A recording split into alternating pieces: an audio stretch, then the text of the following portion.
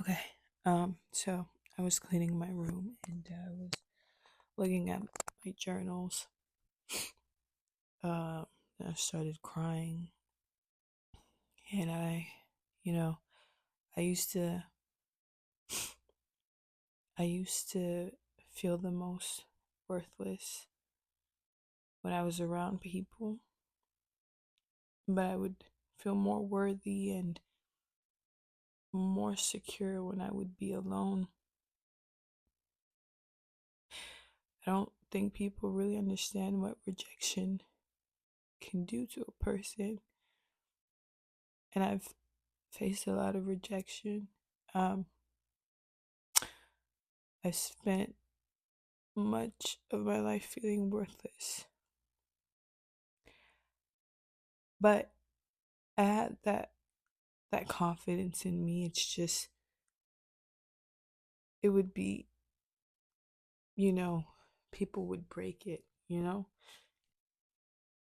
Um, but I always I was always loving people who only knew how to hurt me. Um, people that I thought would protect me. They didn't. They just rejected me, and they played with my feelings. They made me feel stupid for feeling anything at all. And I would shrink myself just to I would shrink my feelings. I would shrink my feelings just to survive.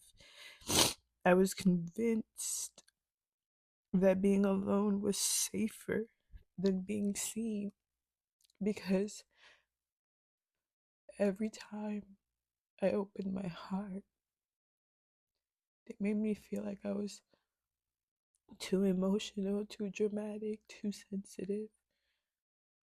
But now, knowing I was just real, I was just honest, and they, couldn't handle that for whatever reason that they had wounded in their hearts. Um, but when I first gave my life to Jesus, I was tired of being strong, tired of crying in secret, tired of being the one who always tried to understand everybody else when no one understood me. But the moment I felt God's presence for the first time, I broke, because it was the first time I realized I was never the problem.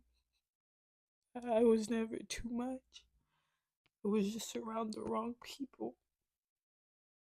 And even now, even though I've done the work, it's hard. I can sometimes be scared when people try to love me right. I flinch at kindness because I've been conditioned to expect it to flip, to turn into manipulation, to be used against me. And yet,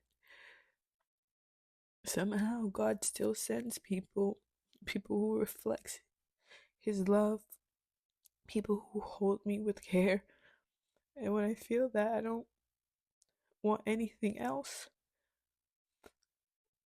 Um, when I first started reading the Bible, my favorite chapter and my favorite story, amongst others, is the story of Joseph.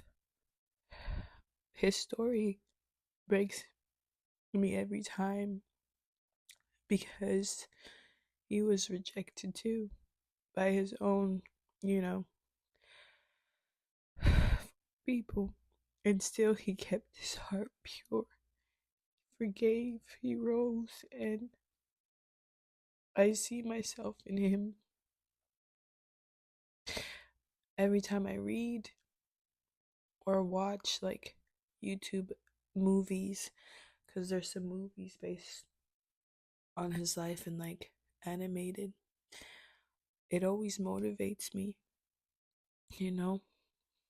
his story really motivates me because I can relate to it, and not only that, but there's a beautiful outcome. And I, even though things aren't where it is, I still know that there's more and beautiful things out there. So yeah, rejection hurts.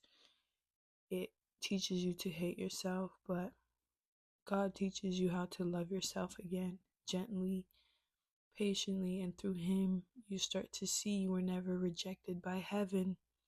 You were hidden until the right ones could see you for you, who you really are.